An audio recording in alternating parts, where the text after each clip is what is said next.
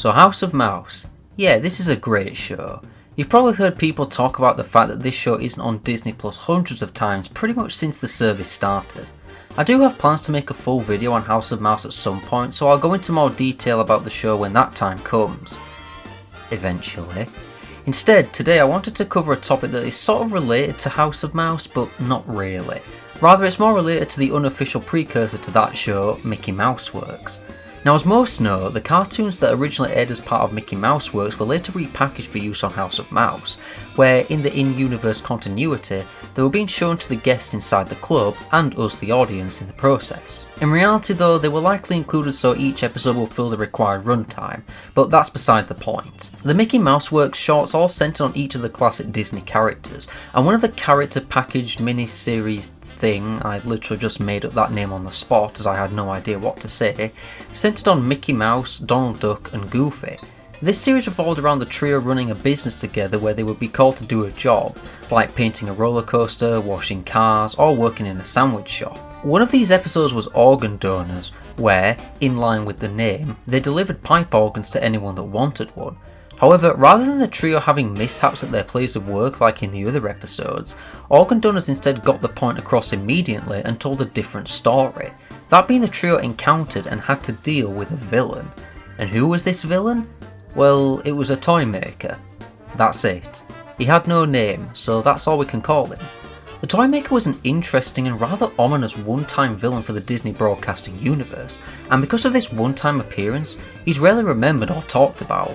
But that changes right now, as I will take a look at the toy maker, going into his character and giving my opinions.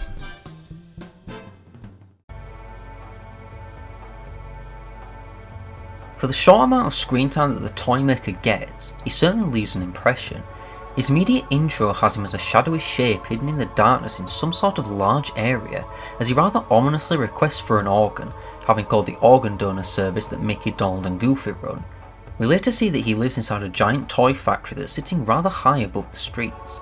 He continues to have an uncomfortable presence, once again hiding and appearing from the shadows while introducing himself when the trio arrive with the organ that he appeared to order. Before this, he ominously invited them into his factory over a loud megaphone in front of the entrance, which is a giant set of teeth. Out of nowhere, he insists that the trio stay overnight, and in the morning they can play with the toys that he's made himself. This comes completely out of nowhere and adds even more to his uncomfortable nature. Just from two scenes of the toy maker, we can get the idea that he's not going to be one of the good guys in this story, with how he cackles ominously, has exaggerated movements, and just generally having an aura that doesn't give us a nice gut feeling. After all, he just randomly insisted that three strangers stay at his factory overnight. That should have been a red flag for the trio, not sure why Mickey willingly agreed to that. And he also seemed rather surprised, annoyed and sarcastic upon receiving his organ. Yeah, something's not right here. The toy maker creepily bids the trio a good night and turns off the lights with another cackle. This is followed by him taking Mickey away, strapping him to a giant roller skate and aiming a large laser gun to his chest. He then explains to Mickey and us that he wanted an alive organ and not a musical one. But why does he want this? Well, he wishes to give his bride a heart, presumably a toy that he's crafted. After all, he did say he makes all the toys himself. This laser device is something that will physically remove Mickey's heart out of his chest, which will unalive him essentially. Thankfully, Donald and Goofy save Mickey and a wild chase around the toy factory occurs, involving a lot of silly slapstick, like the trio hiding inside a small doll's house and folding a door up. They ride on a toy train and crash into the organ that brought them there in the first place, and the toy maker sadistically claims that Mickey's innards will be his. But not just Mickey's, he has plans for Donald and Goofy too. But they're not willing to find out what this is, and they bolt from the factory and head back to their office. The toy maker may have had a very small presence on screen, but being an antagonist is a more surefire way of being well remembered, and for the short time he was given to shine, he left his mark and had many unanswered questions left about him. The toy maker really was an interesting villain and character as a whole. His status as a villain alone is rather interesting considering the Mickey Mouse Works episodes didn't really have a lot of villains, rather they just focused on the crazy antics of the main ensemble cast. His establishment as a creepy, ominous individual was done very quickly and he constantly had an unsettling feeling to him. I particularly like how in just 5 minutes he went through a loose character arc, starting off as a subdued, unsettling worker and quickly morphing into a manic mad scientist. There really is a lot of unknown qualities that surround him, the big question being what was he going to do with Donald and Goofy? We know he wanted Mickey's heart for his bridesmaid, but Donald and Goofy's hearts? Did he want to use them to bring some of his other creations to life? Maybe some more people like himself? That leads to another quality about the toy maker.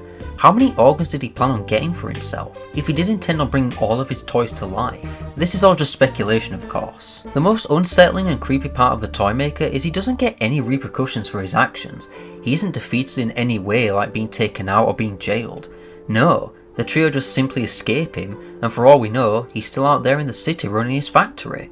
Who's to say he didn't manage to capture some other individuals, and dare I say, successfully take their organs? Ugh.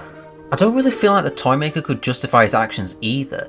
Yeah, he's probably very lonely in his factory and having someone by his side will certainly help him, but being so intent on stealing someone's insides and ending their time, that's a horrible thing to do. The more I think about it, I get a lot of Frankenstein characteristics from this guy and the story as a whole. He's a mad maker type character who wants to harvest body parts to bring his creation to life. Heck, I wouldn't even be surprised if Frankenstein was a big inspiration for this story.